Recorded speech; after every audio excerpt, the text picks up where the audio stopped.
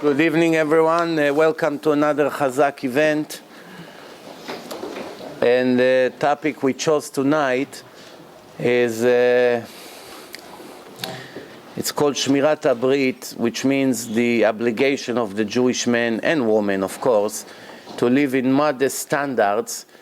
And I would encourage you to ask all your questions, because I know I get a lot of questions, and they always repeat one of each other. Maybe if I answer it online, it will give me some time to breathe.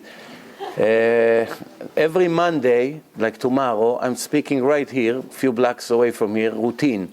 Every Monday, 8 o'clock, in different topics, every week different topic, on 9907 66th Avenue. Just remember, 66th Avenue, corner of 99th Street, in a big shul. There's a shul, there's a side entrance, you go in, every Monday at 8 o'clock. Everyone who wants to know where I speak, instead of sending me text and emails, all you have to do is to go on divineinformation.com. On the top you have events. It's updated. 99% of the lectures I put in, unless if it's a private event.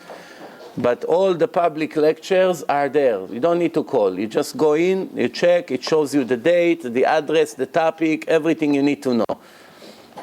If there's going to be Chinese food, it's also safe.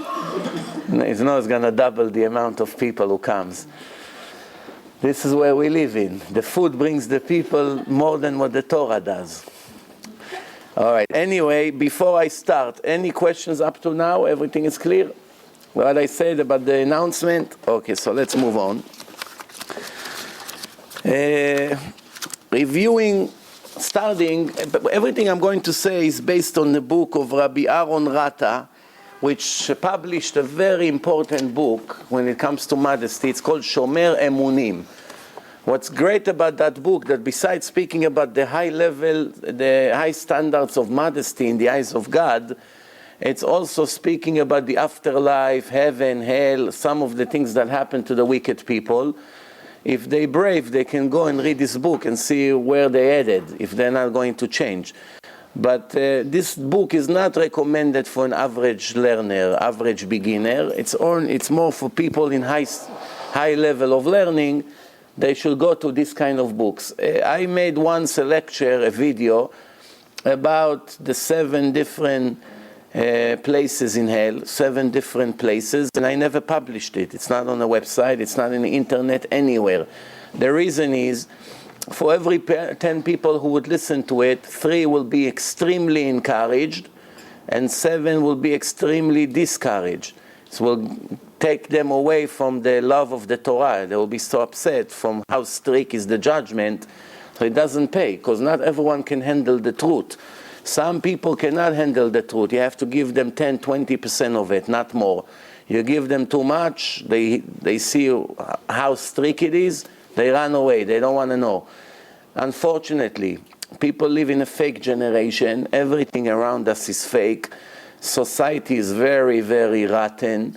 The music we hear, it's worse than garbage, but we are not aware of it. The way people dress, the way people talk, all the lies you hear from morning to night, no faith in God, nobody really believes in God. Even people who walk with yarmulke and beard, they have doubts about certain things in the Torah. It's people who can keep Shabbat 3-4 years, after 4 years they send me an email if they can keep only a part of the Shabbat. After 3-4 years, he keeps fully Shabbat. It's very hard for him. He's a single guy. His parents don't keep. So he's saying, I'm sure God will understand if I keep some of the Shabbat. Better than nothing. You understand where we live in? A person knows that this is the eternal covenant. And after 3-4 years that he was able to keep, so, since his family don't keep, I understand. It's not an easy test. So he's considering now to go back to square one. You understand?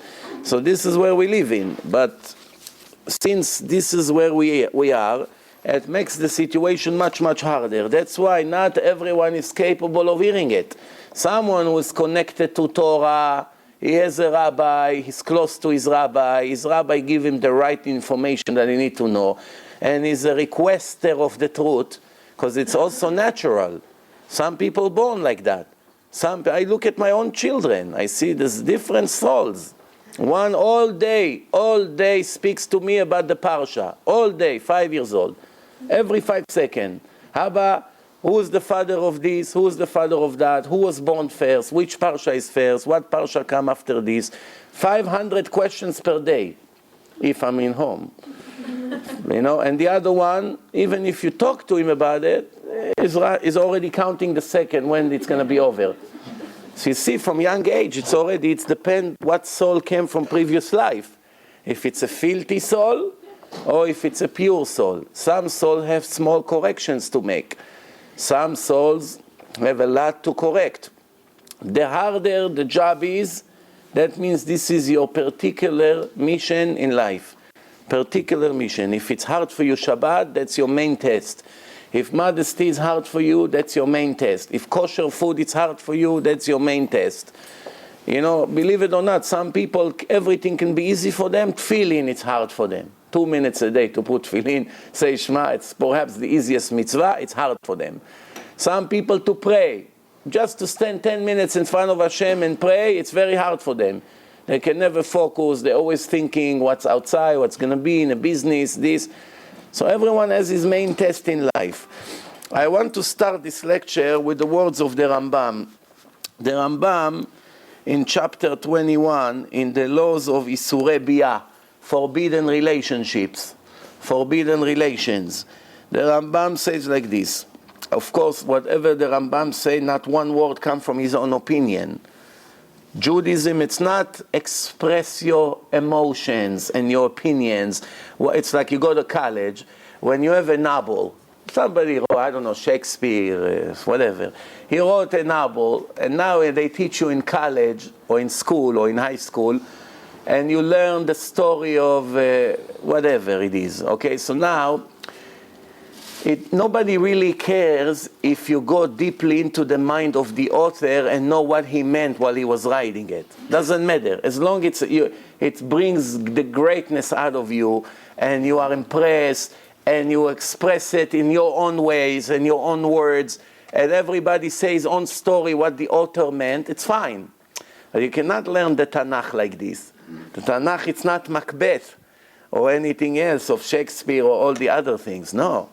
The Tanakh, you must know what was the attention of the writer. If you don't know what God meant, everyone will interpret it in his own way based on his emotions and his opinion. You're going to have 5 million different kinds of Judaisms. Which one you'll belong to? As it is right now, there's so many cults in Judaism that are going off the way. They think they're extremely righteous, but they are dreaming, they're not in the right direction.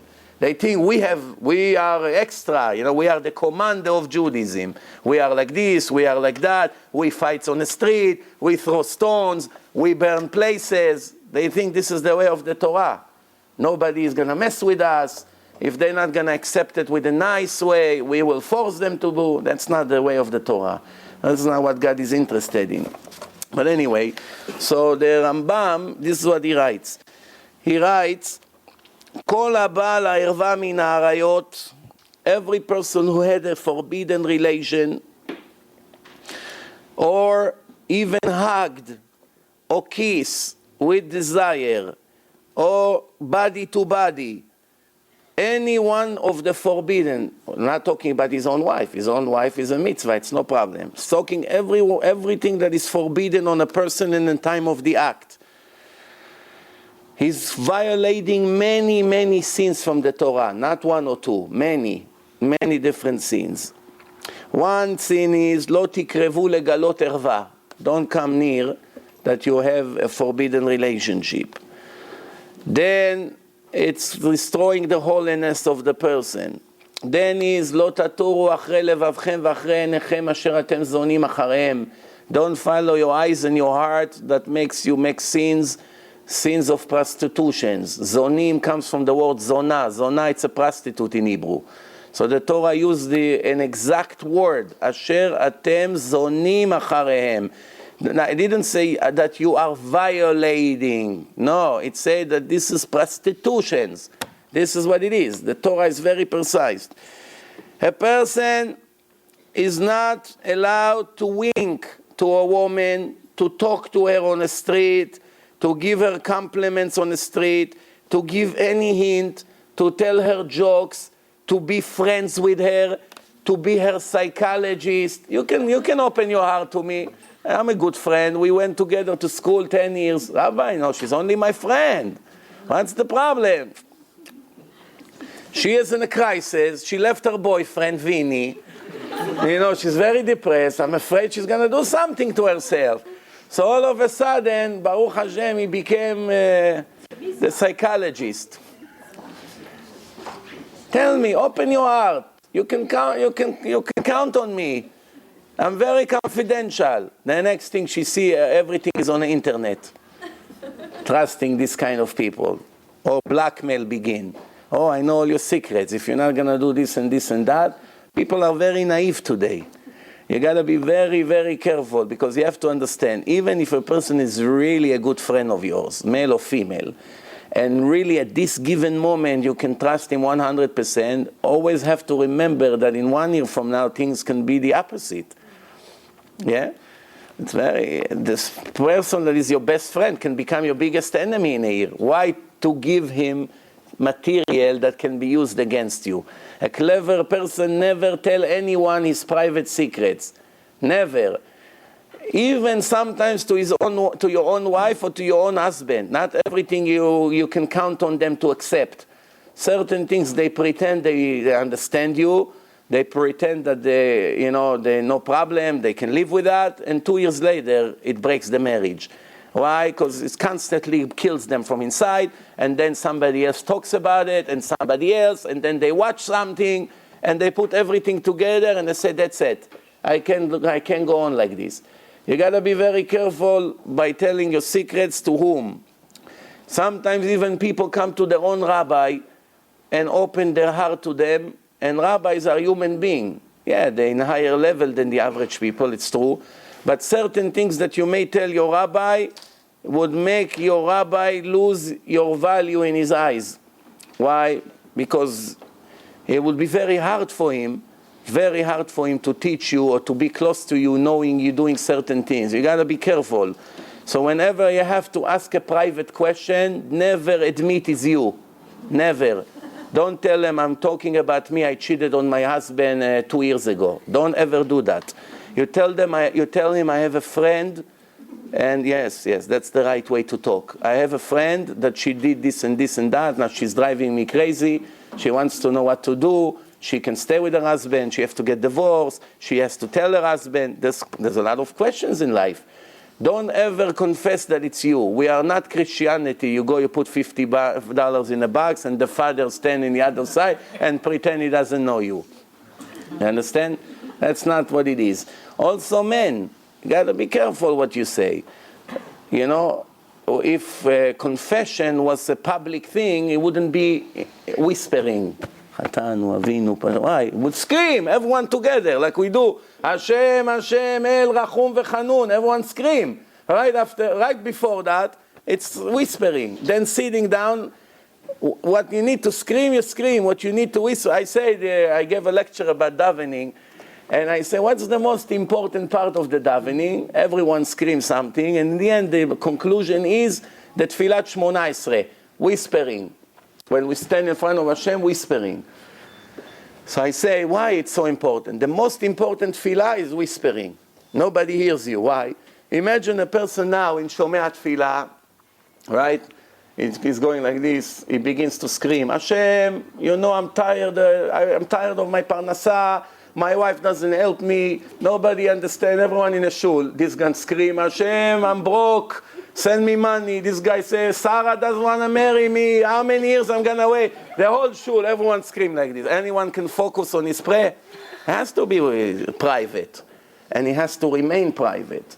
You don't make Shomei Tefillah, your confession, in the middle. You want to add words, Shomei Tefillah, and everybody have to hear your problems. So the Rambam says like this.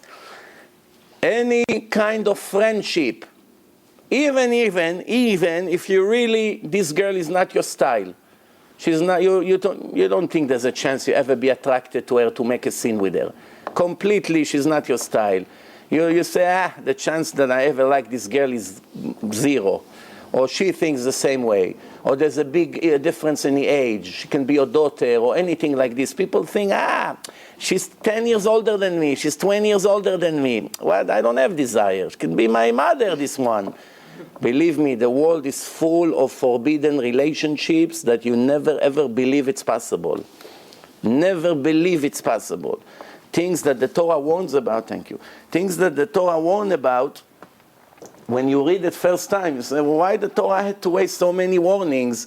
What? The Torah is talking about psychos, but today, you see how people are doing exactly what the Torah warned about. God knows what he's talking about. He knew that there will be crazy people who rape children, there will be crazy people who rape old people in hospitals. He knew all these things. That's why everything is in the Torah. Why? To tell you, even though it's not logical that somebody will make these sins, but when he makes the sins, I'll punish him severely. So the Rambam continue. The Rambam say, even to joke around. You hear what they say on the news? This, that, jokes. And to look at her beauty. To look at her face and say, wow, what a beautiful girl. Enjoying the beauty. I know I cannot marry her. She could be a married woman. But just to enjoy from her beauty. So what am I doing? I'm not talking to her. I'm a religious guy. Just thinking to myself, what a beautiful woman Hashem created. You think it's a mitzvah. In the beginning, you say, maybe I'm doing something wrong. 2-3 weeks later, he say, wow, every day I'm making mitzvah, kiddush Hashem. Wow, what's mitzvah you do? I'm impressed by the beauty of the creation of Hashem. Next time you want to be impressed from the trees, from the animals in nature. From that, you're allowed to be impressed. Don't be impressed on things that the Torah say, watch your eyes, don't look. Then, someone like that the Beit Din, the Jewish Beit Din gave him a warning. You are talking to the girls on the street, you got to be careful. And he did not accept the warning. Somebody like that, what do you think they do to him? They take him to the Beit Din and whip him with a whip that everybody will see that this person is not a modest person. Imagine if we try to do it today to someone. What would happen? Iran, crazy religion, what's going on? But that's what Hashem said, that a person like this has to get a warning. Sometimes the only way a person understands is when he feels physical pain. When he knows if I'm going to do it, it's going to hurt me, he doesn't do it. And then the people get saved. You understand? How many of us make sins? Imagine if there was a system that every time you're about to touch food that is not kosher and to eat it, you get electrocuted. And you fall on the floor with horrible pain. Every time you try to take shrimps, oh, delicious. Whoa! Like right away. Or whatever you eat, something that is not kosher, then you never make a sin. So all the physical pain, 1, 2, 3, that's it. You'll never do it. Because nobody wants to feel pain. So now it's a positive thing or it's a negative thing. Depends who you ask. Some people say, better I make sins and you don't force me to do mitzvot. Some people say, yes, I want to subscribe to this program to save my soul. I take once or twice the pain, I'll get the point. So far, I've been trying 10 years and I'm not getting the point. Maybe that's going to make me a better person. Right? Or wrong. So it's helping. Same thing by kids. You ask your little kid, don't touch without permission. Don't touch, don't touch, don't touch. It doesn't help. 2 minutes later, he's by the chocolate again. What happened when the father hit him like this? Not such a painful thing, but embarrass him. He hits him a little bit on the head. No, no, no. What happened? He gets the point. Talking to him, not always it helps. I'm not encouraging anyone to become violent. Don't get the wrong impression.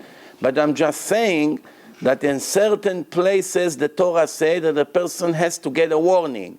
Warning before he gets a bigger punishment from God is to give him 1 or 2 smacks for everyone to know that this person is a sinner. Believe me, to avoid the embarrassment that people knew that they took you to court and they had to smack you because you talk to a married woman in your office or on the street, or you sit on the street and watch the girls go to school, right? Or you do other things that people do today. Many of the sinners today wouldn't do it.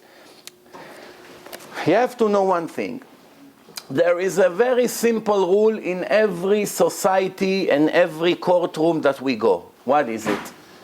The bigger the punishment is, it indicates that the sin that was taking place is greater. If a person got 20 years in prison and one person got only 3 years in prison, then we know right away the person who got 20 years probably did something much more severe. You cannot compare 3 years to 20 years.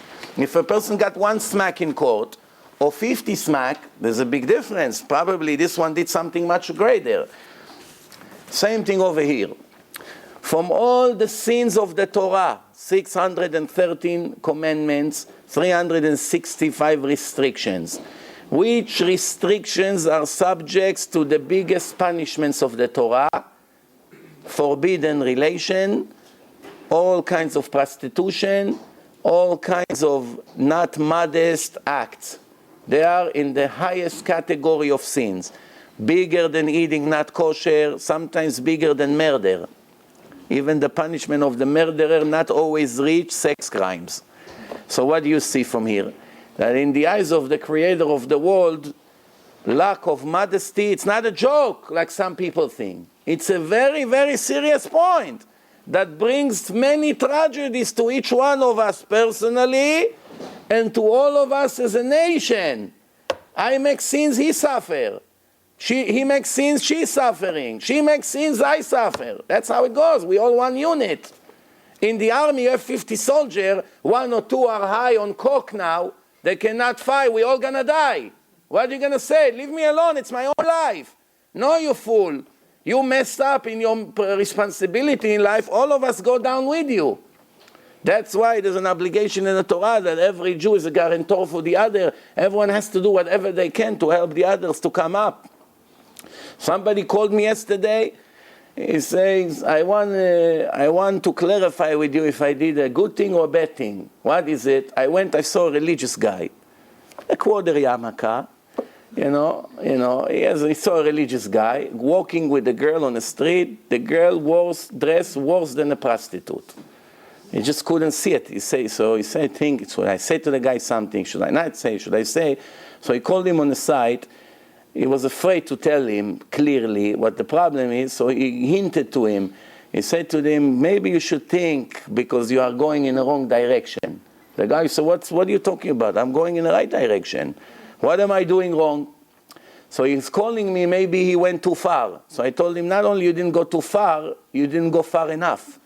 Next time you have to call him on the side and tell him, listen, I'm not your father, I'm not your brother, I'm not your teacher. It's not my job to give you musar. But I just want to keep what the Torah says. You are walking with a yarmulke, with a girl that is naked on the street. This is a very big chilul Hashem. Did you ever think what damage you're making? That's it, and leave. He wants to get the musar, fine. He doesn't want, let him scream while you're running away. That's all. If everyone will do it once a day, the world will be a better place. Because remember, many people here, on the way here, I got an email from a religious woman. Thank you for waking me up. I'm religious from birth, but after I started to listen to your lecture, I came back to life. Everything I was doing is like a robot. Obviously, when you do things like a robot, you are not doing it right. The heart is not there. Just being a robot, that's not religion. So let's move on. So the Rambam says like this. Someone who looks at the finger of a woman, not only hugging, kissing, joking around and listening to her private problems on phone at 2 o'clock at night. Looking at her finger to enjoy from the beauty of her fingers. Pedicure, manicure, all this nonsense. Not like today, the women, they glue all kinds of long nails like witch. Each one of them has a dream, she wants to be a witch. Good thing she doesn't go with the broom on the street, So she puts all these nails, and she puts stars on it, like this, all kinds of strange things.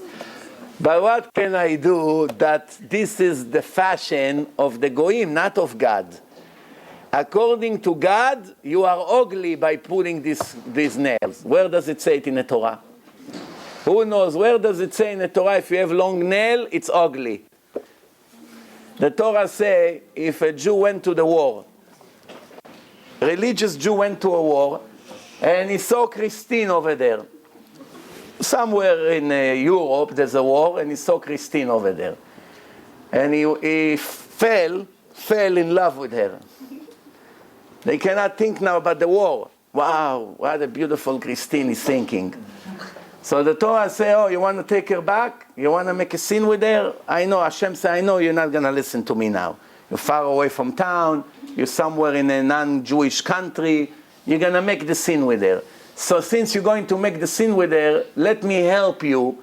It's called rehab in our days. Let me try to get you out of your addiction. So what is it? Okay, you want to touch her? No problem. But there are a few conditions. One, make her shave her head. So this is the answer to all these Jews that think that the woman has to shave their head. That's wrong. It's against the Torah. But that's their culture. I cannot tell them what to do. They do it for hundreds of years. According to the Zohar, a married woman must have hair and has to be pretty to her husband. But no other man should ever see her hair. That's what the Torah says. The Torah didn't say a woman has to be looking like Kojak. It doesn't say it. A woman has to be pretty to her husband, and no bald woman is pretty for her husband. The Torah didn't say that Hashem gave the woman beautiful hair for her husband. She has to shave it and put someone else's hair. Use your head.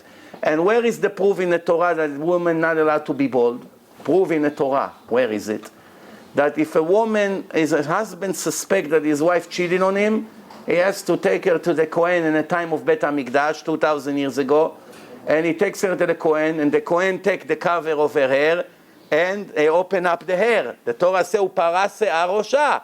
It's a verse in the Torah. The Kohen open up her hair. If she's bald, if the truth was that she has to be bald because of modesty, there's a mistake in the Torah. What, Hashem didn't know that women has to be bald? Why he say to open up their hair? Because women have to have hair. And I'm not disrespecting anyone. We have to know what the roots of their custom, where it comes from. I heard a rumor, which makes a lot of sense, that the reason some of the European ladies, not all of them, but some of them shave their head, is because in the old days in Europe they used to make pogroms and come to rape the women. And the only way to get safe from the rape was to take off your wig, and then these Cossacks, they come to rape, and they see all the women all of a sudden they are bald, so they run away. They get scared. They make a face like this when they bald, so they get safe from rape. If that's the source of the custom, then we understand where it comes from. Could be other sources. Some of the things that looks very strange has a very serious root. You have to go back and see where it comes from. But literally from the Torah, that's not what the Torah say to have. So anyway, so the Torah says like this. If a person looks on a finger of a girl, trying to enjoy from her beauty of her hands, is not allowed. If a man goes to the war and he found Christine over there, and Christine, he told her, okay, I want to convert you and I want to bring you with me. But you have to first shave your head, you have to be bald, and you have to make yourself long hair, long nails. ועשתה את ציפורניה, the Torah says, you have to make long nails. And then wear prisoners' outfit. Prisoners, like they take the prisoners, so they all, like today in jail, they wear special outfit, And after she sit home for 30 days to cry for the death of her father, whatever. After all that, if you still want to make a sin with her, fine. You marry her, you convert her, fine. But you should know that when you have children, there will be wild beasts. So many warnings, and some people still did it. Some people still did it. And what happened to them? I don't want to mention name because of the reputation of these people. Some of them that did them, they had wild beast children. And they suffer from that children for the rest of their life. How much a man can suffer for 10 minutes that he wants to enjoy with a woman, and then he suffers 40 years for it? How stupid people can be. If the people would use their head, say, wait a minute, this 1 hour pleasure will cost me 40 years of aggravation. And then in the afterlife. And then who knows what an impact it's going to be on my descendants. This stupid desire. That's why the Torah says, watch your eyes. You watch your eyes, all the other problems who follow do not come.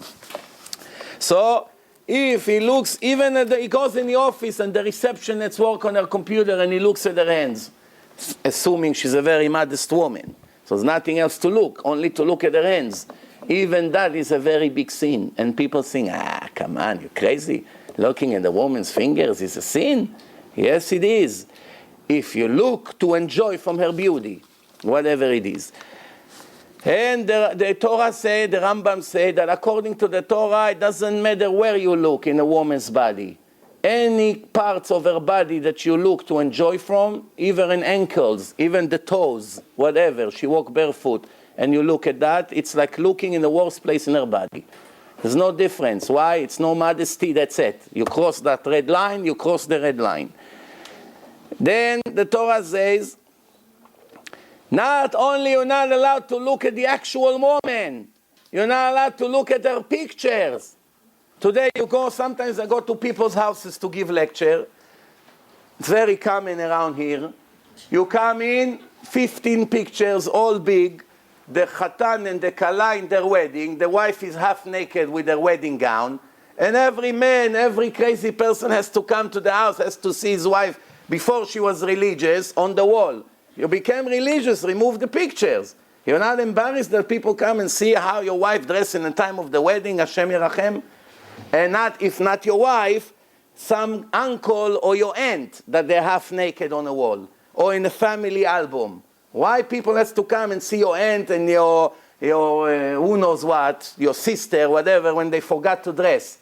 Why? There's another problem. What is the other problem?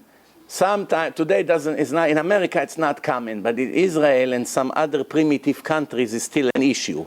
What is it? It used to be that everywhere in the world, women hang their clothing outside to dry. It's not like today, dryers and this. So people put their clothing. So she puts her clothing on the wire, and the neighbor all day is like this. Wow, beautiful outfit. Sick person. It's a sin from the Torah to look at this. Why? Because he has all kinds of imaginations in his head. He's imagining bad things. You know, the secular people in Israel, they're very ignorant when it comes to religion, unfortunately. So since some of them are nosy, so they came up with a theory that a male and a female religious husband and wife are not allowed to have close relationship, which means if they want to be together, they want to have relation, they have to have a separation. So what they do, they put a sheet between their bodies, and there's a hole in the middle of the sheet, and that's how they bring children to the world. What made them come to this mistake? They saw tzitzit hanging on the wire. These ignorant genius ones, they came up with that theory. Even when I was a kid, I heard that nonsense. Why? They saw big tzitzit. You know, the Hasidim have very big tzitzit. It goes all the way to the floor. So they say, it doesn't look like tzitzit. That's probably that shit that we're talking about. Then the Gemara continue. The Gemara say, Otzem enav mirot ra. Someone who closes his eyes not to see bad things. אמר רבי חייא בר אבא, זה שאינו מסתכל בנשים בשעה שהן עומדות על הכביסה. He does not look at the women when they do laundry. When women used to do laundry in the time of the Gemara, either in a lake or by the river, or if there is a well somewhere, spring water who comes out, but most of them used to have their own laundry room. Not like today. Don't get excited. No dryer, no washer, no Bounty, none of these powders, great, delicious smell, no. How they used to do laundry? They used to take a shovel and dig a hole in the ground. After there's a hole, it looks like a grave, they take whatever, cement or anything like that, they put on the side of the wall and the bottom, and it becomes a hole, you know. Now they fill it up with water, and they put very, very primitive soap. You don't want to smell it. Very bad. And that's how they do the laundry. So the Gemara asks a question. We know that in the Jewish neighborhoods was always in the shape of a chet, shape of like a U, but square, right? 4 walls and 1 open. So if you have, let's say, 10 houses, so you have 1, 2, 3, 4 houses, and then 4 and 4, 12 houses, 4, 4 and 4, and then it opens to the major road. There's a major road with all the horses and the donkeys and the camels, they're all riding on a major highway. But the neighborhood has a field in between. What are they doing over there? There's roosters, there's donkeys, there's cows, sheep, all the things that people own. So if a person, the BMW of that time used to be a donkey. The Mercedes was the horse. And the minivan was a camel. That's what it was. So everyone is putting his animals over there. One of the things they used to do in this field is to do their laundry. Now, everything you want to do, this is not a private territory. This belongs to the entire neighborhood. So if you want to do something there, you got to get permission from the neighbors. So the Gemara say, if a woman wants to do laundry over there, she wants to dig a hole and make herself a laundry room in a neighborhood yard over there. Does she need permission from the neighbors, or she can go ahead and not care what they think? She can make herself a hole and do the laundry. The answer is, she doesn't need permission. What do you mean? If you use someone else's property, you have few partners, and you do it without their permission, you're a thief. You're nothing but a thief. So why the Torah gave permission to the woman to make the hole? The answer is, shocking as it may sound, the answer is, what's the alternative? What's the other option? Would you consider that a Jewish female will go to the public lake to do laundry? Somebody ever heard such a crime? That a Jewish woman will go by the lake and bow down like this and do the laundry when all the goyim goes on their horses and they may look at her when she's in a public area? This is just to show you the average level of modesty 2,000 years ago. Now you understand how low we came.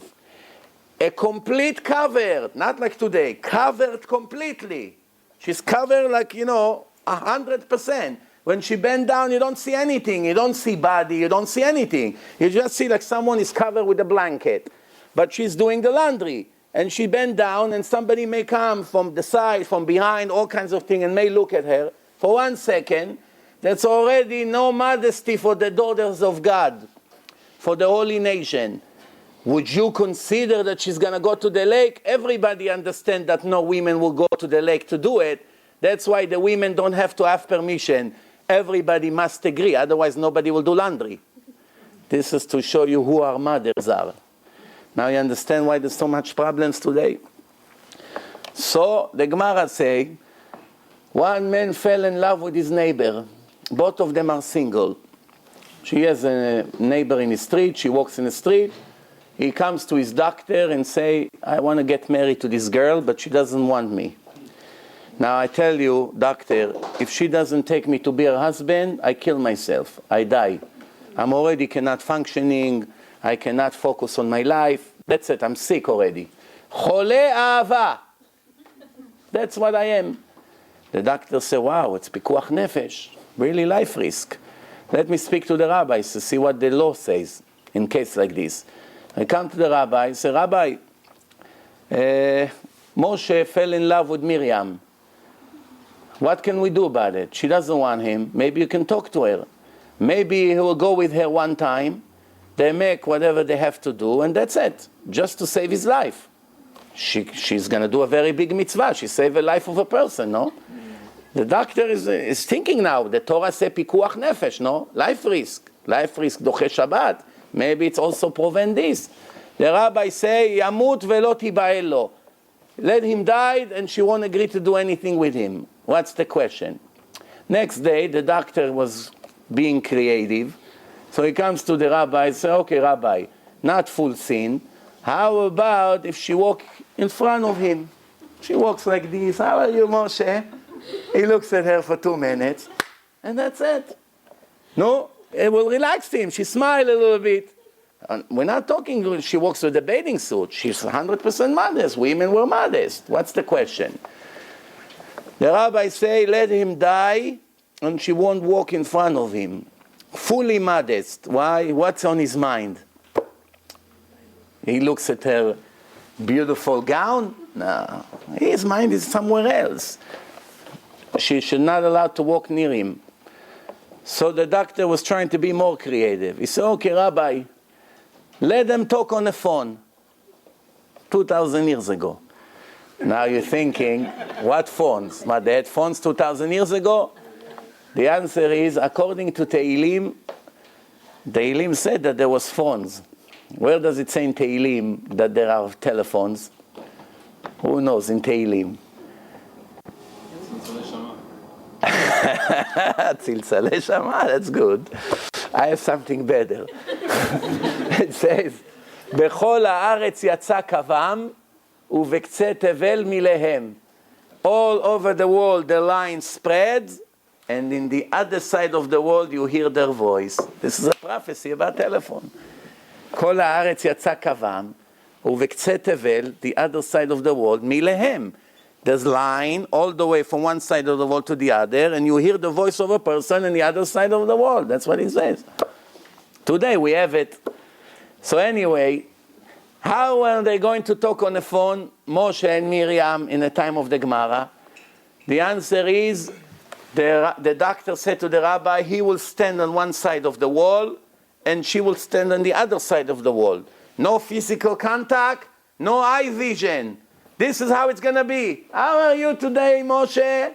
Great, Miriam. Thank you for giving me 5 minutes of your time per day. What are you planning today? What are they talking about?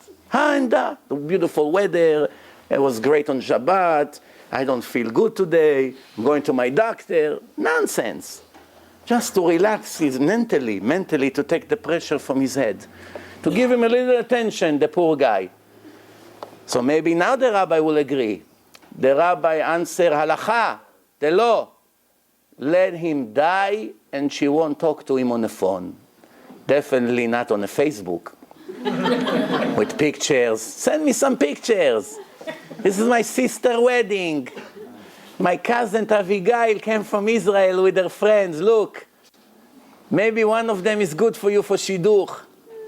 Yeah, I have also a few friends. Let me send you pictures. And then 2 months later, somebody is getting murdered somewhere in a hospital, in abortion. This is what it brings to the world. Everything can be used for good, can be used for bad, depending what you do with that. All this technology that Hashem gave in this generation, internet, Facebook, all this, network, marketing, whatever, companies that we have today can be doing the greatest thing on earth. And can destroy the world. Depend what you want to use it for. You can use it to make massive amount of Jews religious. Massive. Radio, I'll give you an example of a radio. Last week I told a story, last Monday, but I couldn't tell the full story because I didn't have permission from the person to use his name. I don't like to tell stories unless if I say the name on the air. Because when I say the name, everyone can go and check if the story is 100% as I said. If I don't say the name, it's enough for me that some people think I'm making up stories or exaggerating. That's already not worth it for me to tell the story. So what happened? Last week, actually the story started a month ago. Listen good what happened. A month ago, I get a telephone call on a Tuesday afternoon from a person named Michael Biton from Brooklyn. Never saw him in my life, never spoke to him before. He calls me up about a month ago, maybe by now, maybe 40 days from now, something like that. He said to me, I just heard you on the radio. Every Tuesday between 9 and 11, I'm in Hidabrut radio. So it's all over Brooklyn. So that week, it was Shabbat. I'm speaking about Shabbat. Probably you know my lecture about Shabbat. If you didn't hear it at least 3 times, make sure you do it. You must hear it and know it by heart. If you argue with other people that Mechalel Shabbat, you know what to answer. So they listen to the lecture about Shabbat, and he calls me up. He said, me and my wife are sitting here in a car, and I'm shaking now. I don't know what to do, he says. He said, I have many kids, all of them religious, Baruch Hashem. One of them is completely not religious. He's 20, 21 years old. He became completely not religious. He even went to crime without saying exactly what he was doing. Hashem Yerachem. Amevin Yavin. He said to me, he lives in my basement. He's not Shomer Shabbat. He's doing laundry in a house on Shabbat, knowing we all of us Shomer Shabbat. I cannot do anything with him. What should I do? Am I allowed to keep him in my home or not? Maybe I'm helping him to make his sins. By keeping him in my own facility, he used my stuff to be Mechalel Shabbat. Maybe I'm a part of the sin. I don't know what to do. I know my heart will tell me it's my son. I have to help him. But maybe I'm destroying him more and myself with him. It's an halacha question. What should I do? Should I tell him, find yourself a place? Or I should continue to close my eyes like I don't see what he does? My heart is burning. So I started to talk to him. I said, instead of thinking what to do with him, why don't we make him religious? He said, no, he was in yeshiva when he was a kid. He was very good until a certain age. Something went wrong and he went all the way to the other side. He doesn't want to hear anything from religion. If I tell him a rabbi wants to talk to you, there's no chance. I say, okay, let's send him CDs. No, he won't even listen. Don't waste your time. So I'm thinking, I say, I tell you what, I have an idea. I have this debate with the priest. Don't tell him it's religion. It's very entertaining. Tell him the rabbi against the priest. It's a show. Let him watch. He will watch 10 minutes. He's going to like it. And he's going to listen to the whole thing. He said, you know what, let's do it. So we send him the debate. Then a week later he calls me up. He said, you know what, it worked. I watched it first. I really liked it. I came to him and said, you have to listen to it. Okay, so he agreed to listen. He put it in the computer. He watched the debate. He even brought his friends to watch it with him. You have to see. So he said, now he's excited. He really liked the show there. So now, since he already liked you, don't you have other videos? I said, of course. I'll send you Torah and Science. See, you watch Torah and Science, and we'll bring him back to life. So, okay, send it. Right away, I email my shipping guy, send him another video. No, send him Torah and Science. We send him Torah and Science, 4 hours film. Watched it 10 times, he said. Now I went to Canada. I sent him a Torah and Science. 3 days later, I went to seminar weekend in Canada. Motzei Shabbat, Saturday night, I check my messages. I see Mr. Michael Biton left me a message. If you can call me back, you send me the Torah and Science DVD. If you can call me back tonight, it's better than tomorrow, tonight. But I'm very busy. I have 2 lectures that night, so I couldn't call him back. Monday night, I came back to New York. I drove 10 hours from Toronto to Queens, 10 hours. Right, I had 2 lectures. I didn't have time for him. I didn't have time. So right away I came here. I did 2 lectures. Next day, I forgot about him. Tuesday. The next day, Tuesday, 6 p.m., my son comes to me, Abba, someone is in the door for tzedakah. Saw a man with a long beard, Haredi. So my son, what does he know? A little kid. He understands, it's tzedakah. He tells me, tzedakah. I come to the door. So he said to me, no, not tzedakah. Grab my hand, hugging me, kissing me, tears in his eyes. Say, come, let's go to the library room. We go into the library room, we sit there. I'm Michael Biton. Remember we spoke on the phone. I said, sure, of course, how can I forget? You're not going to believe what happened. So what? My son kept the whole Shabbat. The whole Shabbat he kept with us, everything. Now he told me yesterday, please take me to Eichler's. It's a bookstore, gift store in Brooklyn. I said, what do you have to do in Eichler's? He said, don't ask questions, let's go to Eichler's. I take him to Eichler's, he buy tzitzit, buy Tehillim. Reborn. So I said to him, listen, tomorrow I'm giving a lecture in Brooklyn. That was last Wednesday. Tomorrow I'm going to be in Brooklyn, in Mill Basin. Why don't you bring him to the shiur, to the lecture? He said, no, he has to go to the Bronx. They have to check him over there, this, that. He has to go to sleep very early, but you know what, I'll mention it to him. The next day, I'm on my way to Brooklyn. I said, let me give him a call. I call him. He said, I'm for sure coming. But him, I don't know. You know what, let's put him on the line. he puts his son on the line. You know, I spoke to him. How do you like the CD? It's great. I love it. So you're going to come tonight? He said, I really want, but I have to go to sleep early. I have to be early tomorrow in the Bronx. This. I said, okay, no pressure. As long as you watch the CDs, I'm happy.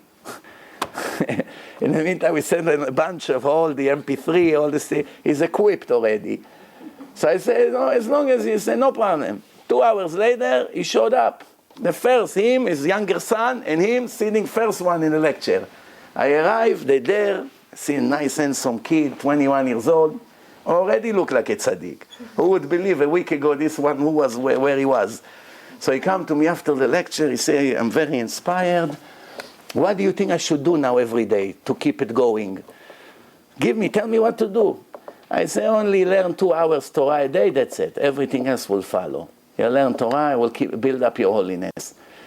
This is the soul of a Jew. The diamond can be deep in the mud. You take it out, you clean the mud, 1, 2, 3, right away it shines again. We have to understand, we're destroying our neshamot. If we die with the mud very bad. But as long as we're alive, we can clean it very much. Then, we continue, the Rambam says here, the Rambam says like this. אם אפשר לאדם למנוע עצמו, if a person can prevent from himself not to meet, listen to the word of the Rambam. I'm sure you respect the Rambam, no? Even the secular Jews in Israel respect the Rambam. How do I know? The only rabbi in the last 2,000 years that the secular Jews know, it's Rambam. You know why? Because in every city in Israel you have Rambam Street. Hospitals called Rambam. Many places, schools, Rambam school. Why the secular admire the Rambam? Even the Goyim here in Washington, they made a statue of him. Why they don't make a statue of Rabbi Akiva, was much bigger than the Rambam? Why they don't put, or any one of the Tanaim? Why they don't do it? Because they're only rabbis. But Rambam was a philosopher, an astronomer, a mathematician, a great doctor. Oh, that's an educated person. The Torah part, they don't care. They only care about the nonsense. So, still, they admire him very much. Everybody understands he's one of the greatest doctors ever lived. Listen to the way he described girls, no offense, girls that dress not modestly. This is his words. I'm going to read it to you in Hebrew and then translate.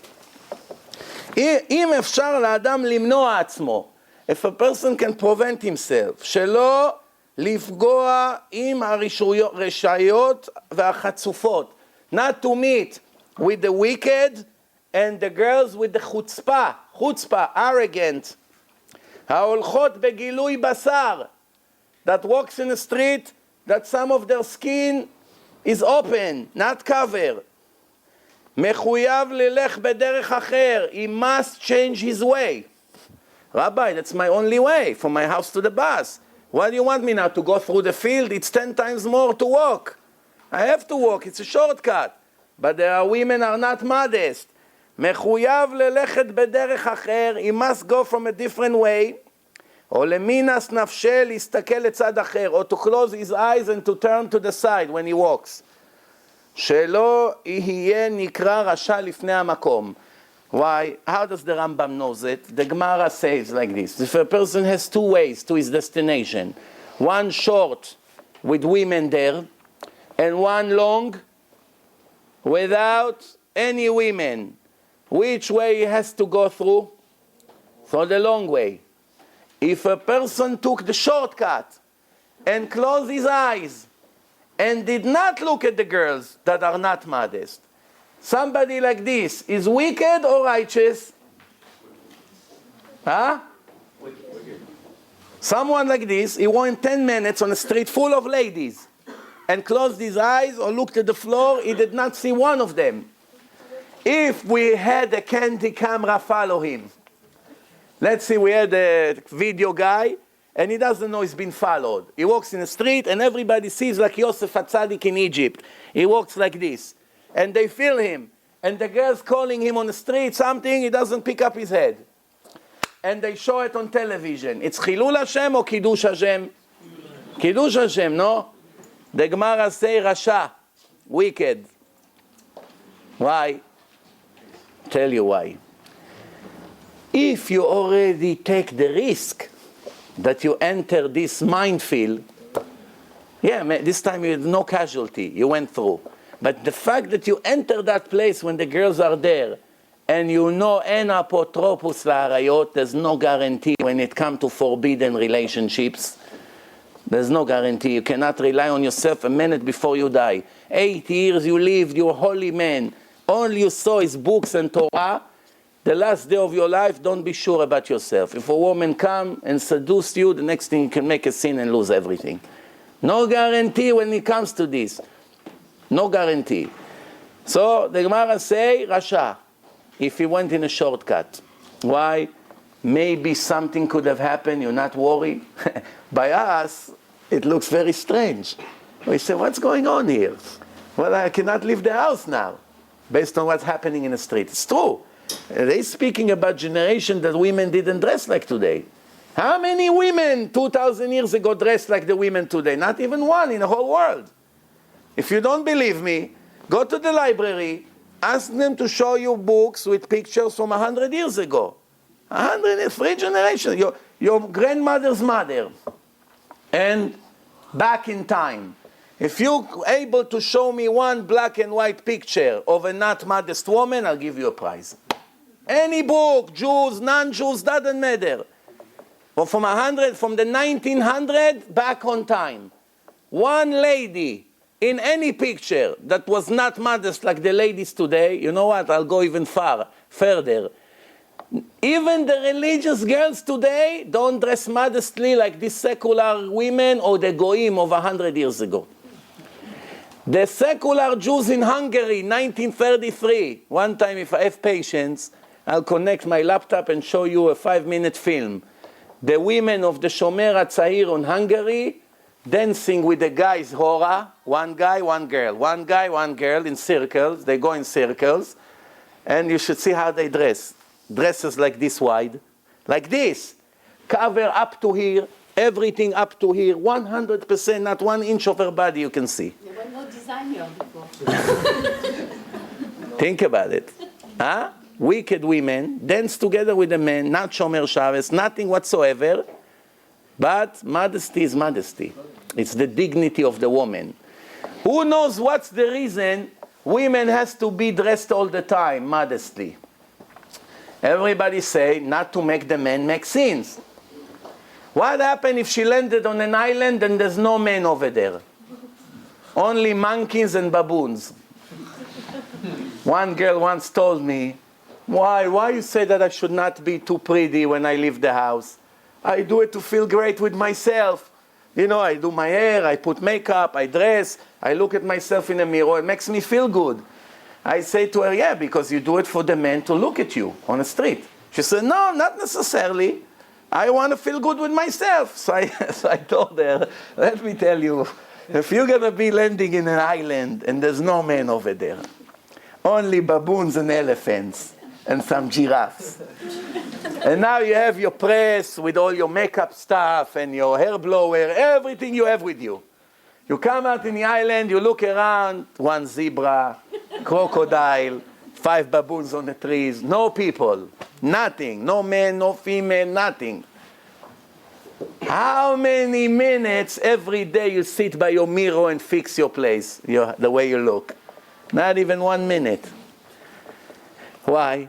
There's nobody to impress. Who you impress? The baboon, the chimpanzee? Did you ever think why all the chimpanzees look alike? Why all of them are twins? 10,000 chimpanzees, all of them the same face. 10,000 people, all of them different. Unless if they're born in China, then they all look the same. They all look the same. All straight black hair, same eyes, same skin, everything the same. But other than that, every person has something unique about his face.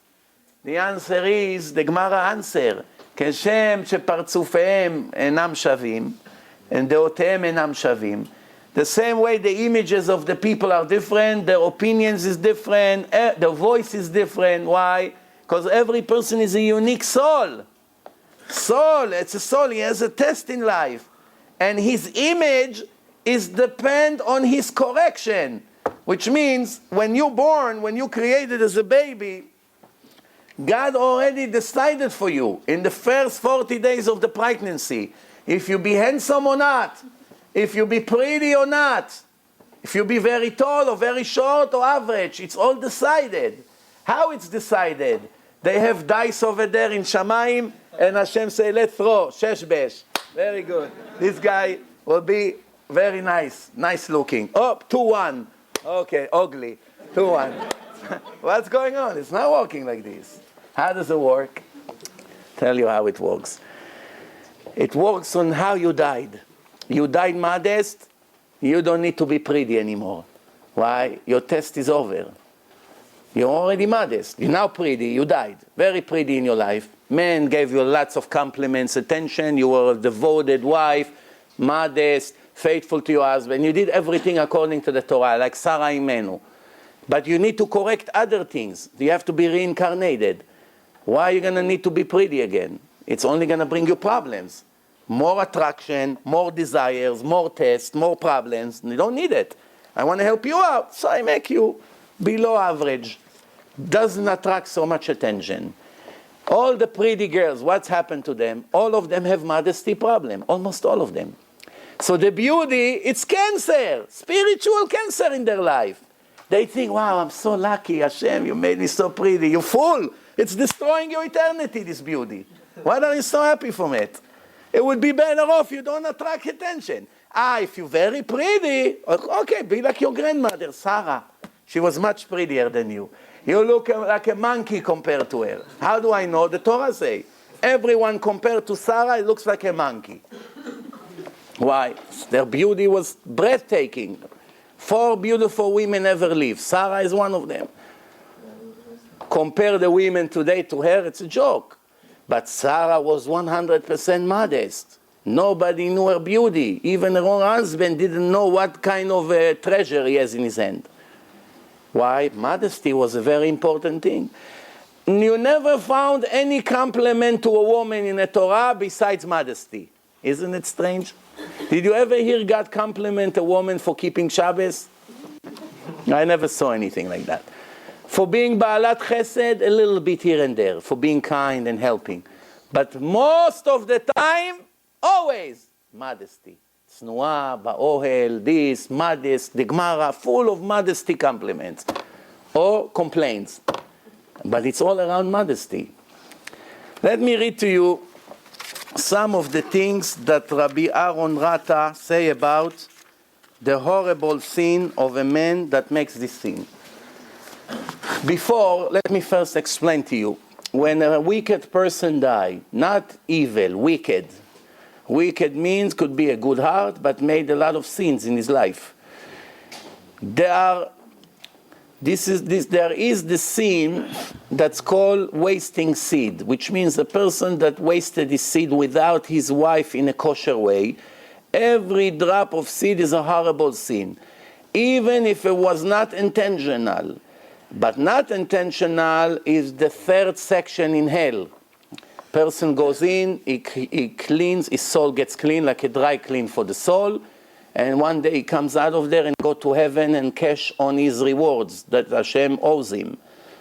But if it's intentional, everybody should know. If it's intentional waste of seed, he goes to the 7th section, which is the lowest, and the Zohar, and it appears in Reshit Chochmah, in the chapter of Ira, of fear, of Ira. It's appear over there that there are 3 sins that once a person make them, he goes to the 7th section. If he dies without tshuva, without repentance, if he died without tshuva, he goes to the 7th section and never ever come out of there for eternity. I know it's hard to believe, but that's what it says word by word, and I'm not the one to modify the Torah. I'm not reformed yet. This is what the Zohar and the Reshit Chochmah says. First one, Mechalel Shabbat on purpose. not keeping Shabbat, knowing it's the eternal covenant with God, and he goes to work in his barber shop, cutting hair. Okay, it's not funny. It's very sad for this person, making $200 or $300 a day and lose his eternity. Very bad investment. Male or female. Shabbat is eternal covenant for everyone, even converts. Converted? Too late, my friend, to go back to Vinny and Tony. No, that's it. You're in now. No, but it's too hard for me, Rabbi. I didn't know it's going to be so hard. You have a Jewish soul already. Cannot go back. You have to keep Shabbat. You don't keep Shabbat, you get punished just like a Jew from birth. No way back. That's why we have to tell the converts 100 times before. Make sure you understand what you're doing. Don't put yourself in a jeopardy. You can stay a righteous Gentile. You have no problem. No wasting seed by the Goyim, even though it says that it's an ugly thing for them to do, and they will get punishment, but they don't have anything like a Jew. There's nothing, the holiness of the seed of a Jewish man to a non-Jewish man is nothing to compare. You understand? But for them, there's no sin. He meets Christine in a bar, he goes in with her, they live like husband and wife tonight. They met 5 hours ago, 2 hours ago. It's not a sin for them. A Jew that does it with another Jew, horrible, horrible sin. No words to describe how big is the sin. Or all the other ways. And keeping Shabbat, and even in modesty. The Goyot, the Gentiles also have to be modest, but nothing like the Jewish females. An act of a non-modest Jewish girl compared to a not modest Jewish girl is nothing to compare. God expects from his children a lot more from the rest of the world. The reason we made this topic tonight, because we are entering days that call days of Shovavim. Shovav in Hebrew means someone who does tricky, bad things. Like the kids, who is a ילד shovav? What a shovav kid? Making problems. Why it's called Shovavim? Because we are now going into the chapters in the Torah starting from Sefer Shmot. Okay? So Shmot, Va'era, Bo, Beshalach, Yitro, Mishpatim. So the 6 parshiot that gives the abbreviation of the word Shovavim. According to Kabbalah only. You don't find it in Shulchan Aruch or in regular learning. It's mainly Kabbalistic thing. According to the Kabbalah, those weeks, also the days of Elul and the Aseret Yemei Tshuva, are days that the male and female can make repentance easily, easier from the rest of the year. That's why many Jews fasting on Monday and Thursday now in the next 6 weeks. And they do tshuva, and they give tzedakah, and they learn about the holiness of the seed and the relationship. Many things to show Hashem, now I came to correct, help me out. Now, let's read some of the things that Rabbi Aaron Rata, Shomer Emunim, wrote in his book. It says like this. כל הגלות, all the exile, וכל הצרות, and all the problems, that what every person has in person, in private, and in general as a nation, is all coming because of that sin. Modesty and wasting seed. It's destroying the foundation and the life of every person. The Gemara said, the Rambam writes, that first of all, it makes the teeth weak, the roots of the teeth. It makes the person smell from his underarm. It makes bad smell to his gum and his breath. It makes his hair loose.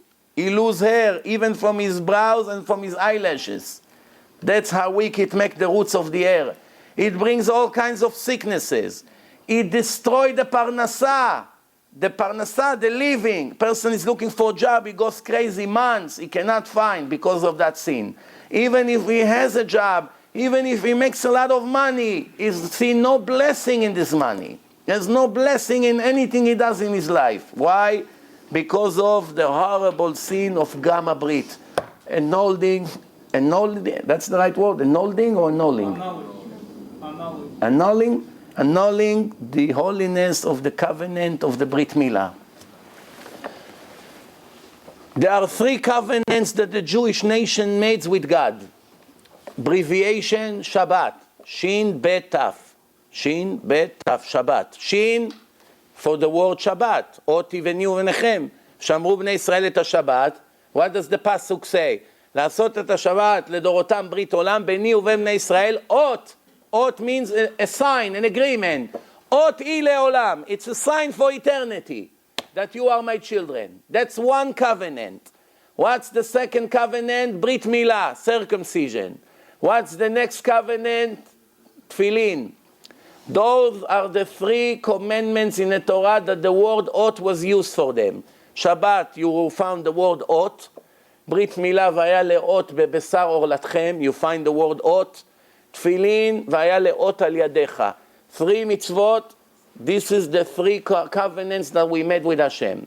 For a person to be a Jew, a kosher Jew, every day to belong to this VIP club who call Judaism, he has to have two witnesses that testify on him that he's a Jew, that he's a kosher Jew. So, if he keeps Shabbat every week, he has one witness. He keeps one covenant. If he puts tefillin every day, this is the second covenant. What's the third covenant? Brit Milah. Not that he was circumcised when he was 8 days old. No, that's his father mitzvah, not his. That when he grow up, he watch his Brit Milah, not to make sins with the girls and any other kinds of sin. This is a very important subject. So now, on Shabbat you don't put tefillin. So you have the Shabbat and the circumcision too. Weekdays you don't keep Shabbat. So you have tefillin and circumcision. So from the three covenants, which one is the most important one? The circumcision, the Brit. Why? It's 7 days a week, 365, all the time. Shabbat is every 7 days, this covenant. Tefillin, 6 days yes, 1 day no. Brit Milah, all the time. Now the girls here are thinking, well, in that case we can never be kosher Jews. We only keep Shabbat. Wrong. Yes, you don't put tefillin. One day when you get married, you become one unit with your husband. Your husband put tefillin, it counts in Shamayim, you put tefillin. Your children will put tefillin, it counts, you taught them, you raised them, you put tefillin. If you're not married, your soul is not completed. It can only be completed when the man and the woman unite. Up to now, you have completed. You cannot complete it. I said in my lecture a few days ago about the role of a woman in Judaism. You must watch this lecture. Once for all, you understand the level of a Jewish woman in Judaism. That the man is a male and the woman is a female. The man is compared to 6 days of the creation. Sunday, Monday, Tuesday, Wednesday, Thursday, Friday, that's the man. The woman in Judaism is Shabbat. Shabbat Amalka, it's female. Shabbat, in Hebrew, every word has male or female. Yom, Yom Yafeh, male. Shabbat Yafa, not Yafeh. Yafa means female. Woman is Shabbat, man is weekdays. That's why the woman doesn't have to keep the laws that applies to time, that are subject to time. Why? The woman is above time. She's 100% spiritual and connects to Hashem with no limitation right away. A man cannot connect to Hashem from now to another hour. No. It needs a lot of learning, lots of hard work until he feels connection. Woman doesn't need all that. 1, 2, 3 adjustments in her life, 2, 3 chapters of Tehillim, one good story by the rabbi, she begins to cry, she became Rachel Imenu. 1 hour. Shortcut. That's the way it is. Why? Because she connects to Hashem from the heart. And the man connects to Hashem mainly from the head, also from the heart, but mainly from the head, and it's much harder. The heart works right away. Many times I tell people certain things that the Torah say. In 20 years they don't understand what I say. They don't digest it. They say, I understand what you say 100%. I understand the logic. But my heart doesn't let me. The heart has a very, very big influence on our life. Usually for the bad. Usually it tells you to do the wrong thing all the time. So, we continue, it says like this. It's needless to say, not only brings so much problems and sicknesses to the life of a person here, it's needless to say what he's subject to in the afterlife for all these sins and all these drop wasted. And if he's not putting all his efforts to correct this sin, the Sitra Achra, the power of the devil, of the Satan, is getting their food from his mitzvot, because they are not complete. Yonkim mitorato mitzvotav. That a person that make mitzvot, but also violate these rules of the kedusha, of the holiness of the circumcision, the Sitra Achra, the Satan, they receive their power from his mitzvot. Why? Because of this sin. This is what we say in the Tefillah, Leman lo nigra larik. We say in the morning, Leman lo nigra larik velo neled la be'ala. Some people say, lo niga larik. That's mistake. You have to say, Gimel refuya, Leman lo nira, like the Iraqis speak, or the Persian. Why? Because niga means lagat, to touch. We are not talking about touching here. We're talking about hard effort. Niga comes from Lashon mityagea, yagea, ayef. Please don't make us lose our energy larik, for nothing. Make sure that our energy go to the right place. If you say niga larik, it's like you're saying, please don't make me touch for nothing. Touch what? The sentence lose the meaning of it. What does it mean larik? What does it mean larik? Otiyot keri. The seed. Pgam Ha-Brit. Rik, if you flip the order of the words, of the letters, okay. A person has to cry a lot. The more he cry for the sin, the more he correct the sins. Why? A drop for a drop. Tears. What's the correction for that? In the old days, people used to fast for months. Months. Horrible corrections. Today, no one is in this level, like 500 years ago. So what's the only way to correct it today? Really, the only way? Please do not be fooled by all kinds of people who offer you to do all kinds of tikkunim by giving money and buying silver coins and all kinds of things like this. There's no hocus pocus in the Torah. You have to correct your own sin. Nobody will do the correction for you. So what do you have to do? Besides crying and begging Hashem to forgive you, first of all, right away to stop with the sin. Don't stop, what's the point? Trying to correct a hole while the water is dripping, it's impossible. You have to first stop the sin. Now you correct the damage you made. How? Learning hard level Torah. Don't run to the easy lectures to hear that you don't have to think. Oh, that's easy to understand. Learn Torah in high level. It corrects the sin. Why? Because the sperm of the man comes from the brain. The brain creates it. And if you see that a person look at things that is not supposed to, he creates a lot more. It's all 100% spiritual, who goes from the spine. It's 100% in the brain. So the damage is in the brain. That's where the soul is. And the Torah is in the brain, in the same place, like root canal, right attacking the root. You do everything around the root, it's not going to cure the tooth. It has to go to the root of the problem. The root of the problem is in the brain. The correction for wasting seed is Gemara, hard, Mishnayot, efforts, things that makes your brain sweat. That you feel, wow, my head is smoking already from such high level of learning. More and more and more until it purifies the soul of a person. Then, when a person finally cries with a broken heart, not because he lost $100 ticket today.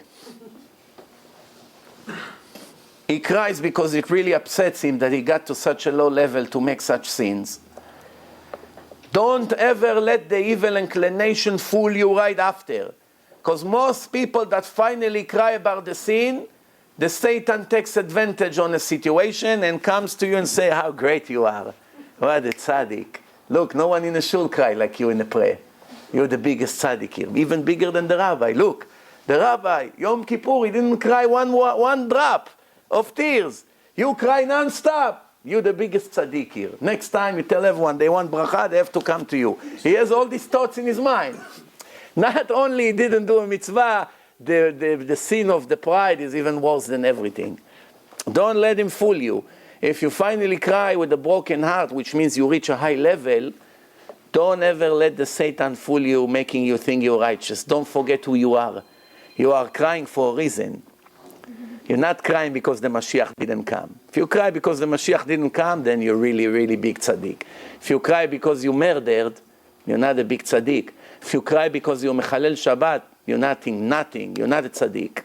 You must cry, and if you're not crying for that, that means you're not normal. Not because you're tzaddik.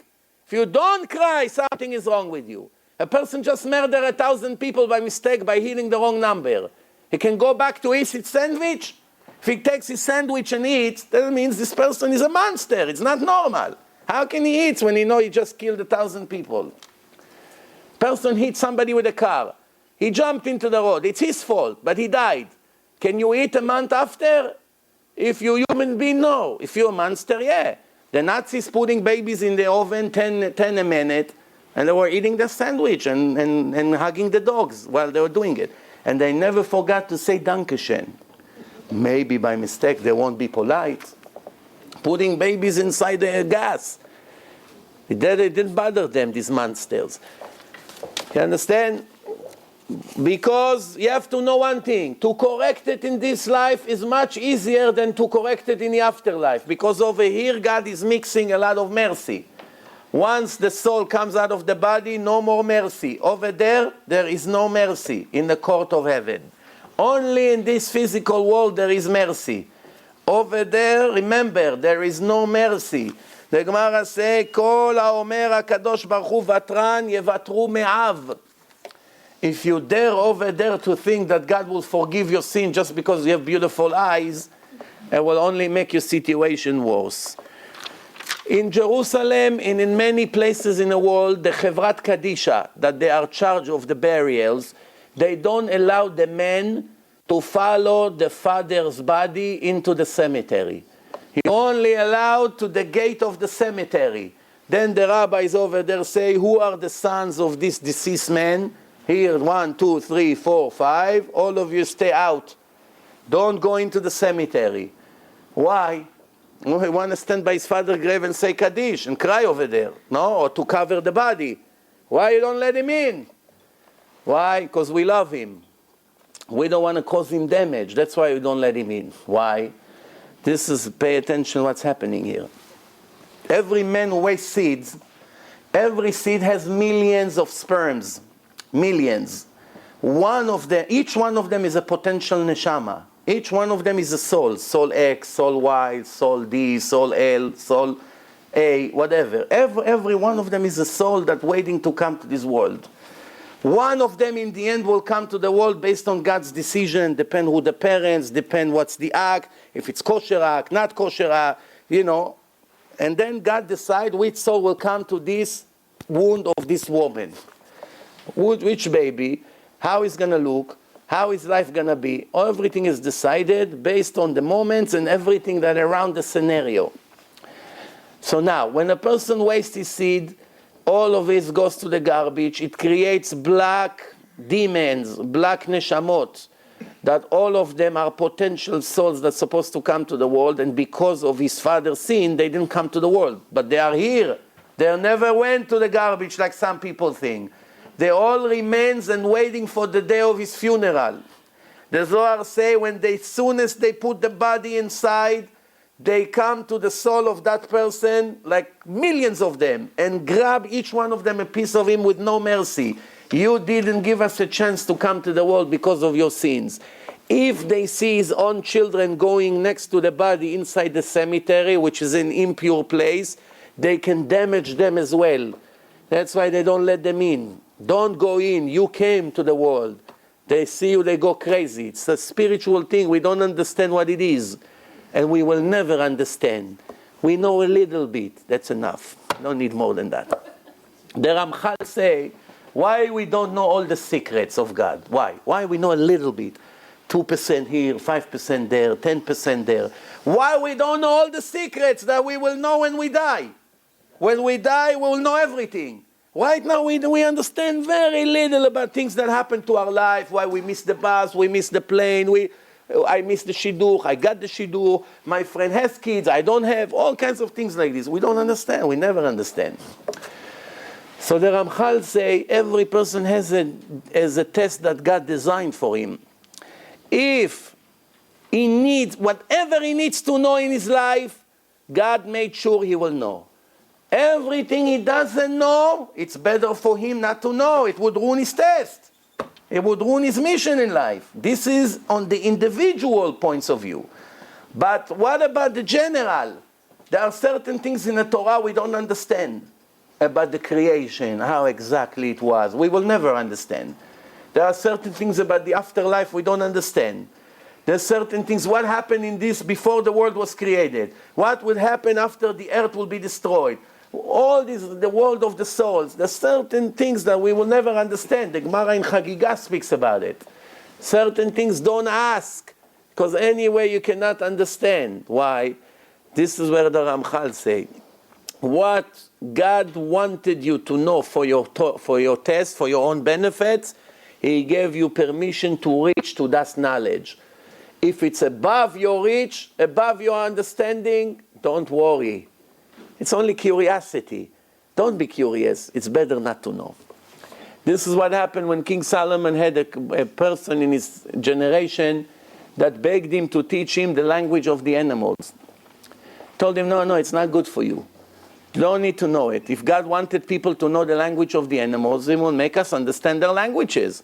It's not good for you. Yeah, every day. In the end, He said, okay, let me teach you. When the roosters go like this, toot, toot, toot, toot, it means this. This means, he told him all the things. Few days he came to learn, now he knows. He got the idea. One day he goes, he sees the chickens are talking. Today, a thief will break into our master's home and break into the safe and steal the money. He said, oh, what a great idea, I know their language. By the way, he put bars, waited with his gun over there, with his sword. The thief came, he said, wow, how this guy knew that I'm coming? Nothing. Next day it says, today the son of our master will walk in the street and fall and break his leg. Comes to his son, Moishi, today you have a day off from yeshiva. Abba, you crazy? You never let me take a day off, even when I have high fever. No, today you and I sitting home and eating cream cakes. You're not going anywhere. Now he got safe. He didn't go out of the house. He didn't break his leg. He said, King Solomon is telling me it's not good. My life is great since I know the language. Every day they warn me for my problems. 4 days later, the boy died. No, how he died? Before he died, he walked in the street and he heard that the chickens are talking. Today, the angel of death will come and take the soul of the boy. So he runs. What am I going to do? Now, what can you do? You put bars? They won't help. So he comes to King Solomon and say, you fool, you see, if you wouldn't know the language of the animals, what would happen? They break into your house, they steal the money from the safe. You feel horrible. You say, God, what sin did I make that you did this to me? Okay, let me do vidu, chatati, I'm sorry, no problem, I'll give more tzedakah, I won't steal anymore from my employees. I promise, I'll be good. Then you wouldn't have to break his leg and he wouldn't have to die. Now what happened? You prevented that. So he give you a bigger hint. You prevented that. No more hint, my friend. You understand what's happening? Just when you think you want to know more, think again. Maybe it will be against yourself. Time is running out. Give me 2-3 more minutes to conclude here. A person has to know one of the ways of the Satan is after the person made that horrible sin, he takes his spirit all the way down and he falls into depression, what we call marash chora, black bitterness. Why is it? Because the way of the Satan is like this. First he make the sin, and then he become a tzaddik all of a sudden. He give you a musar drasha in your head. What a sinner, shame on you. He was the one who made you make the sin. And right after that, he goes into your head and say, what a sinner, dirty, shame on you, you walk with your beard and yarmulke. Imagine if I publish you to the whole world, they know what a sinner you are. And it makes you so depressed. And you now don't want to get up for davening, you lay in bed. What happened? Itzik, get up. No, Mom, leave me alone, I'm depressed, I'm sick. Don't talk to me for a week now. Doesn't pray, doesn't learn Torah, doesn't care. Why? Because this is what he wants to get. The depressions who follows the sin, even though it's the most horrible sin.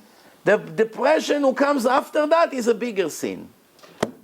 First he make you lose 100, and then he bury you with 1,000. Why? Because a person must be always happy.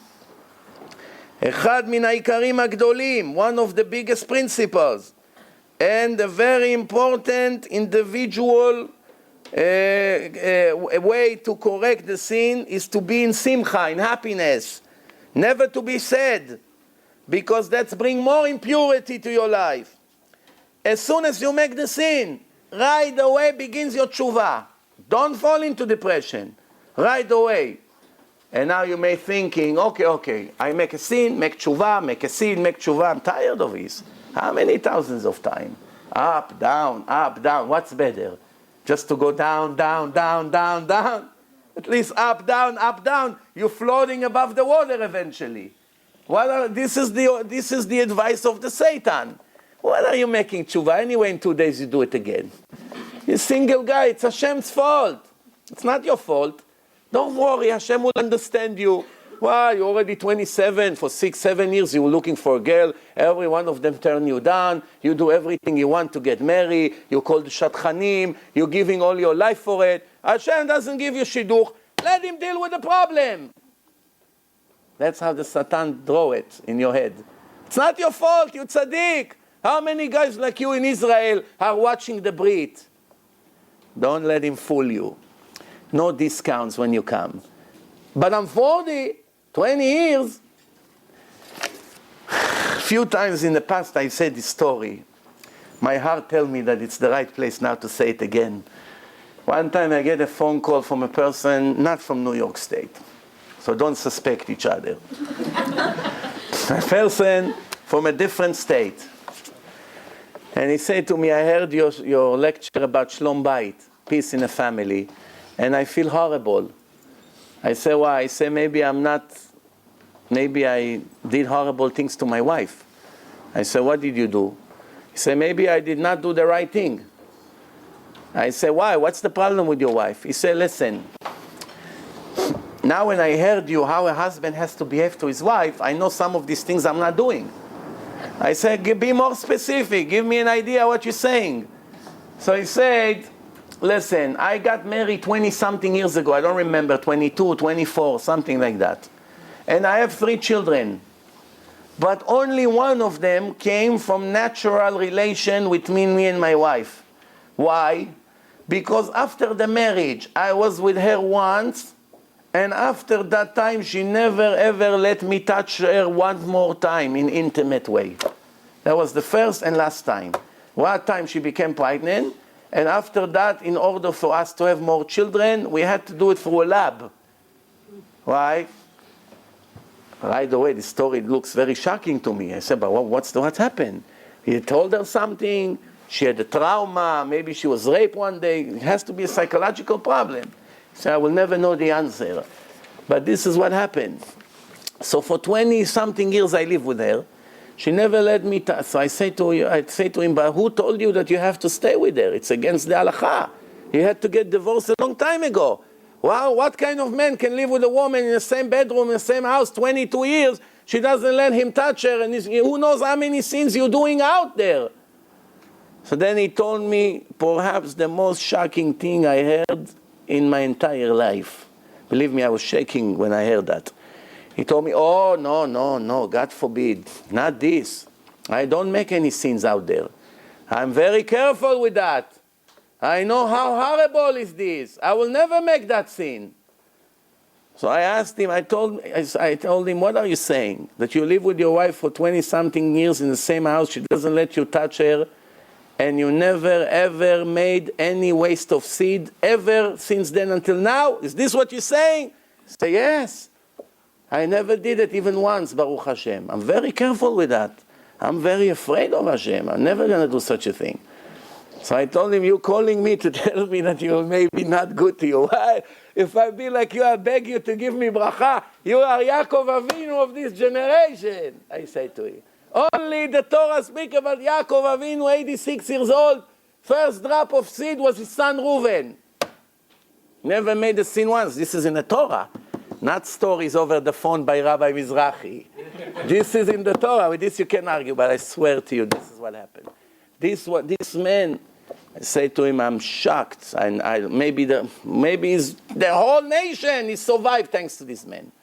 You know what it means? Yosef HaTzadik was with a pretty woman for not a long time. 1 year maybe, the most. Then he went to jail for 12 years. Then he became the king of Egypt. But he was with her for a few months. And the Torah is praising him so much. She changing clothes, putting perfume. A man is 22 years with his own wife, permitted. Eshet Potifar, Goya, she's trying to make a sin with him, but I'm afraid of Hashem. No, run away. Avoiding her, no, fine. And Hashem say, Yosef is a tzaddik. Hashem put a stamp on him, tzaddik. What other person in the Torah Hashem called him Yosef a tzaddik? Or somebody the tzaddik? No one. Only Yosef. Why? Because he had that test of Tikkun Ha-Brit. And guess what? This man who called me, this is it. We have people like this in the world. If he can, that means everybody else can.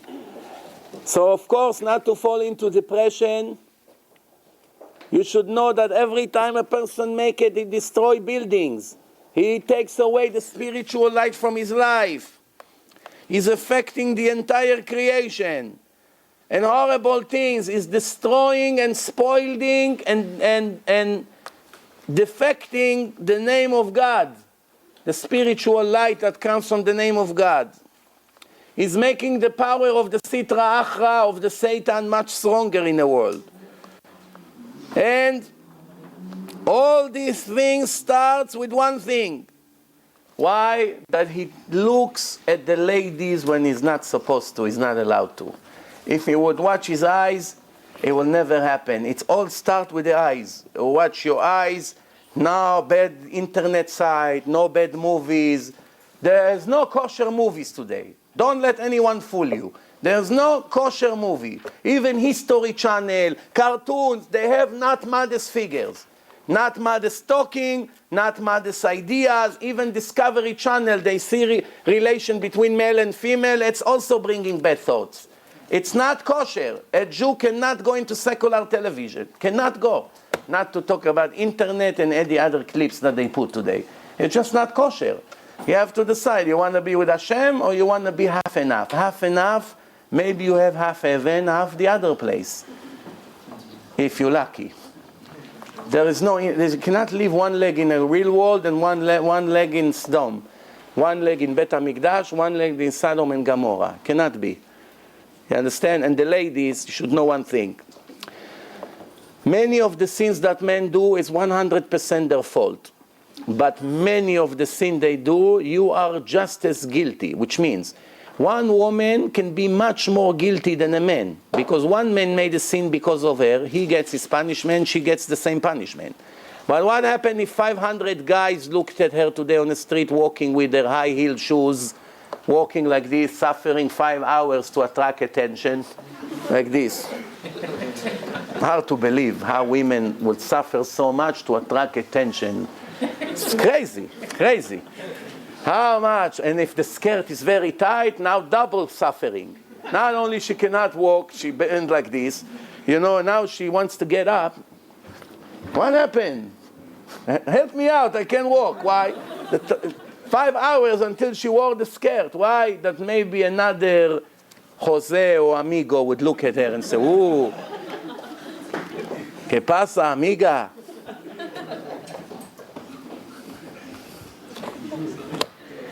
How stupid we can be. It's crazy. Mama stupid. And we are stupid not because we are naturally stupid. No. We have the enough intelligence Hashem gave us. We just don't use it. We think that this compliment that she gives, the Gemara said there was one tall woman, she puts rings, bells in her shoes. Why? And she walks in the street with 2 midgets, girls, you know, very short girls, and she's very tall. It's very interesting. It seems to me that the taller the girl is, the taller the heels is. Should have been the other way around. If you're very, very tall, you don't want heels like this. What do you want to be, a giraffe? There's no limit how tall they want to be, like the Empire State Building, walking on the street. Well, the short girls, I understand why they have heels. Fine. They want to look a little bit taller. But the tall ones, she's 6'5" already. She has like this, another 10 inches. What's going on? It's hard to believe. It's all in the head. What society, the rotten society sell, the magazine she looks in, drive her crazy. To attract ourselves to Hashem, we got to get clean from all this dirt around us. It's affecting us, it's destroying us, and then we'll pay the price. Chaval. I will finish with 1 minute story. One time I went to Queens Boulevard, and the owner of the restaurant, he comes to me, say, I have something, fresh bread for you. Lechem tari yashar min hatanur, which means easy target. A guy, curly hair, Yemenite guy, has a bag on his back, just came from the east, somewhere, I don't know where he was, India, Costa Rica, I don't know where he came from. So he has this tarmil on his back, jeans, curly hair like this. He's in a restaurant. Here, meet. Yeah, Oren, nice to meet you. Secular guy. So take him to the yeshiva. He doesn't have where to be. He needs a place to sleep. He needs some good meals to eat. He doesn't mind to learn Torah, no? So the guy, he doesn't care now, Torah, not Torah. He's thinking, where will I sleep tonight? And right away, the sheriff arrived. Come, we'll take you, don't worry, we'll take you to jail. You'll have a place to sleep. So I say, you want to come with me to Muncie? He say, what's Muncie?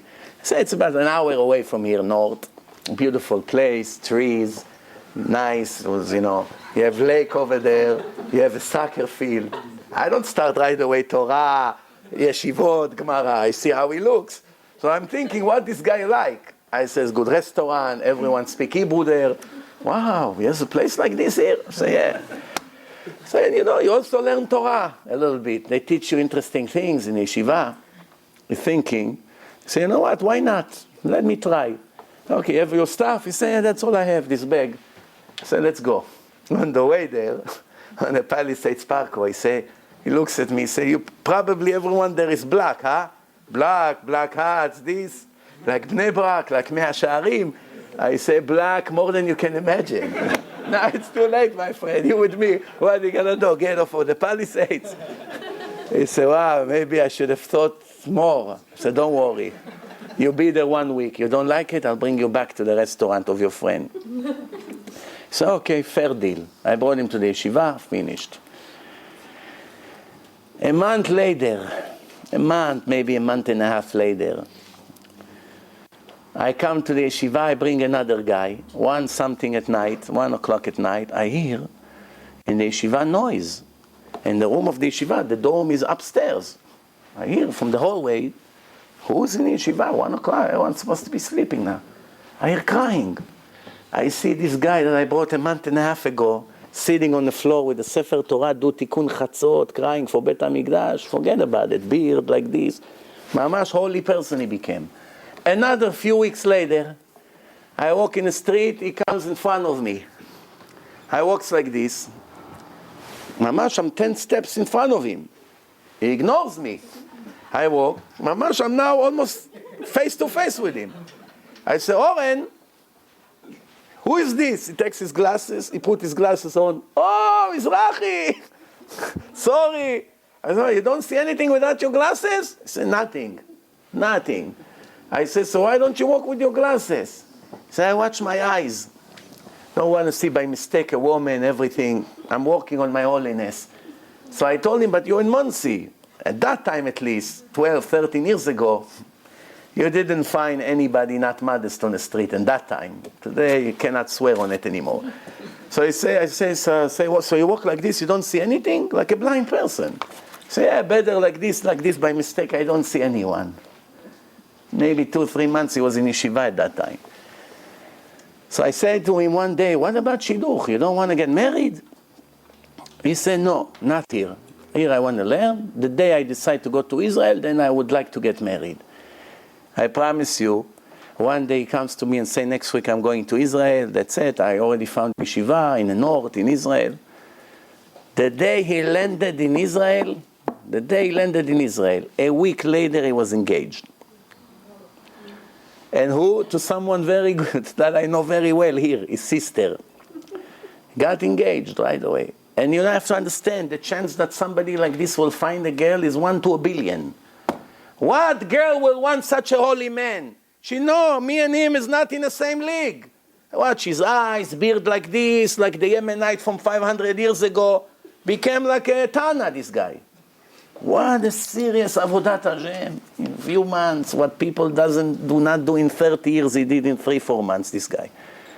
Such holiness, I was scared to stand around him. Much like this, and I'm not exaggerating. Shmirat ha'einayim. If you do what he did, watch your eyes, everything else will come and absorb into your soul and remain there right away, and you see completely change in your life.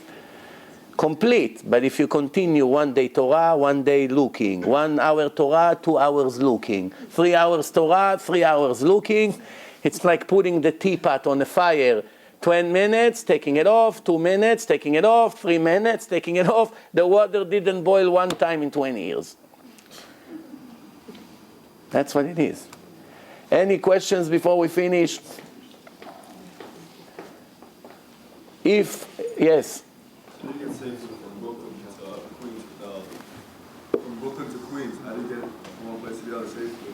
From Brooklyn to Queens, how you? Without damaging your eyes, without looking somewhere. You drive on a highway. Huh? When you get to the shul that you're trying to get to, you see all kinds of women. I mean, how are you supposed to watch your eyes? First second is not affecting you. First second. If you drive and Christine jumped into the road while she's jogging, first second you saw her. Then you don't look at her anymore. You turn your face or you close your eyes. You understand?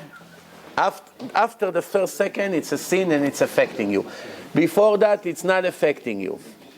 I just want to remind everyone, this coming Shabbat, we have a weekend seminar for Hebrew speakers, for beginners only, for secular people, non-Shomer Shabbat. If you have any relative, friends that speak Hebrew, it's 60-70% subsidized. About $100 and something, you get 2 nights in a nice hotel in Jersey with glad kosher food, best lecture, another great speaker, Tzvika Ben David, coming from Israel, and myself. It's going to be a great one weekend of proofs, one after the other. Anyone secular you know speaks Hebrew, please let me know. In my Facebook pages. If you don't have Facebook, please don't get into it. Much more bad come from it than good. But if you already own it, at least come to the right place. In my Hebrew page, Baruch Hashem, we have 53,000 and change people, which generate more than 2 million views every month, Baruch Hashem. The English is much, much slower, Baruch Hashem. In one way, I'm happy. That means the Americans here that comes to the lecture became already more religious. What's the point of having it? This is a tool to make people religious. So it's 2,500 people, which generate more than 150,000 views, which means they are much more serious people, percentage-wise.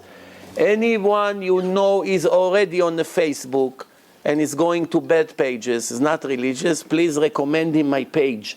We put every hour or two something there, clips, YouTube clips, articles, and many people started to become religious from these pages.